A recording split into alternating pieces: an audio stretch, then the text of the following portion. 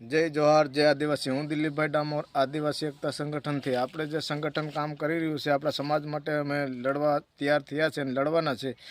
પણ મેં આજે એવું જાણ્યું કે 10-15 ગામની અંદર મેં મારા કાર્યકર્તા મોકલેલા, બધી જગ્યાએથી સર્વે મળ્યો કે માણસોનું કહેવાનું શું થાય છે, જે આ મુદ્દો ઉપાડે છે બરાબર છે કે એને સારું લાગે છે ખોટું લાગે છે।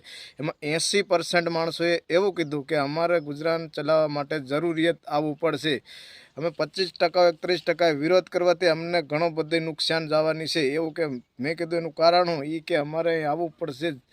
પછી અમે બધાય સર્વે કર્યો હતી, પછી અમે ઘણા માણસોથી ફોન ઉપર વાત કરી, એને એમ કીધું કે અમારી પાસે 5 થી 10 લાખના લેણા થઈ જાય છે, અમે મજૂરી કરવા જાય અમને 500 થી 700 રૂપિયા રોજ આલશે, પણ એવો ધંધો ક્યાંય ચાલવાનો નથી, અમારે ફરજિયાત ભાગમાં રાખવું પડશે, ભલે ચોથો ભાગ હોય ત્રીજો ભાગ હોય, પણ વિરોધ કરવાથી કોઈ ફાયદો નથી એવું જાણવા જડ્યું। અને આપણે છે આ કરજો નહીં થાય, કરજ મુક્ત થાય એનું અભિયાન ચલાવો તો જ આમાં સુધારો થાય, નકર નહીં થાય।